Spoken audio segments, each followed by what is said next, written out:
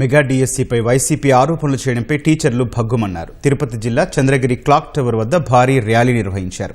కేవలం రాజకీయ ప్రయోజనాల కోసమే వైసీపీ తప్పుడు ప్రచారం చేస్తోందని ఉపాధ్యాయులు ఆగ్రహం వ్యక్తం చేశారు. 2014 నుంచి 2025 వరకు దాదాపు 11 సంవత్సరాలు కష్టపడితే వచ్చిందండి నాకు ఈ పోస్టు. అందులోనూ మాది ఓసీ అండి. చాలా మెరిట్లో రావడానికి ఇది నేను 3వ ప్రయత్నంగా చేశానండి. మేము ఇన్నాళ్ళు పడిన కష్టాన్ని వాళ్ళ కోసం వాళ్ళ స్వార్థంగా ఉపయోగిస్తున్నారు. ఇది చాలా తప్పండి. నేను ఎవరికి ఏ ప్రభుత్వ అధికారులకు కానీ రాజకీయ నాయకులకు కానీ ఎవరికి ₹1 అంటే ₹1 కూడా ఇవ్వలేదండి. నేను కట్టినది 2 ఫీజులు, టెట్ ఫీజు, డిఎస్సి ఫీజు. ఈ 2 ఫీజులతోనే నాకు జాబ్ వచ్చిందండి. వాళ్ళు అమ్ముకుంటే మేము కొనుక్కోవడం డబ్బులు లేవు సార్. మేము మెరిట్తో వచ్చినాం సార్. నేను టాప్ ర్యాంక్లో ఉన్నాను సార్ ప్రజెంట్ డిస్టిక్లో. మేము న్యాయబద్ధంగా చదివి ఈ డిఎస్సిని సాధించుకున్నాను సార్. దయచేసి ఇలాంటి ఆరోపణలు అనేవి మానుకుంటే అది పద్ధతి సార్. లేకపోతే ఇబ్బంది ఉంటుంది సార్. మనకి 7 years కష్టపడి చదివి నేను Chittoor district top first rank.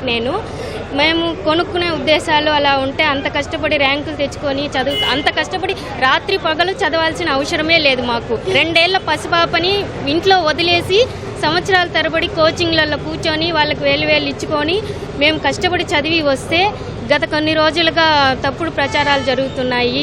చుట్టుపక్కల వాళ్ళు కూడా మీ వీళ్ళు అలాగే జాబ్ తెచ్చుకున్నారా, ర్యాంకు కూడా అలాగే వచ్చిందా అని అనుమానంగా చూస్తున్నారు సార్. పేపర్ లీకేజ్లు ఇవేమీ లేదు సార్. ఎందుకంటే ప్రతి ఒక్కరు ఈ మెగా డిఎస్సీలో సెలెక్ట్ అయిన ప్రతి ఒక్కరు ప్రతిభావంతులు. వాళ్ళు మెరిట్లో సెలెక్ట్ అయిన వాళ్ళ తప్ప ఎటువంటి అవకతవకలు జరగలేదు. ఎటువంటి ఇది లేకుండా పారదర్శకంగా జరిగింది. ఒక షార్ట్ టైం ఒక నిర్దిష్ట ప్రణాళికను ఇచ్చి నిర్దిష్ట టైంకి ఎగ్జామ్ పెట్టి నిర్దిష్ట టైంకి రిజల్ట్స్ ఇచ్చి నిర్దిష్ట టైంకి మాకు ట్రైనింగ్ ఇచ్చి నిర్దిష్ట టైంకి మమ్మల్ని ఈ సర్వీస్లోకి పంపించి మేమేదో చదువు చెప్పాలని మేము ఇక్కడికి వస్తే ఫేక్ అంట ఇవి మమ్మల్ని ఆవేదనకు గురి చేసి మేము ఎంత ఇబ్బంది పడుతున్నామో. మేము కష్టపడి మా తల్లిదండ్రుల యొక్క వాళ్ళ చెమట వాళ్ళ డబ్బులు ఖర్చు పెట్టి వాళ్ళు మమ్మల్ని చదివించారు సార్. చదివి మేము సెలెక్ట్ అయిన తప్ప ఎవరికి ₹1 ఇవ్వలేదు సార్. మేము సార్ నాకు డబ్బు లేదు సార్. నాకు డబ్బు లేదు కొనేదానికి. ఈ జాబ్ కొనేదానికి డబ్బు లేదు. కష్టపడి సంపాదించానండి. నిజంగా లోకేష్ సారు చాలా హెల్ప్ చేస్తున్నాం. డీసీ వేసి మేము చాలా 10 yearsగా కష్టపడుతున్నాం. 10 yearsగా డబ్బులు అనేది కష్టపడుతున్నాను.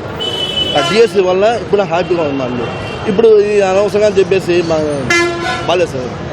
అసలు హారిజంటల్ రిజర్వేషన్ అంటే ఏంటి, అసలు ఎలా ఇచ్చారనేది గవర్నమెంట్ కూడా ఆల్రెడీ క్లియర్గా ఎక్స్ప్లెనేషన్ ఇచ్చింది.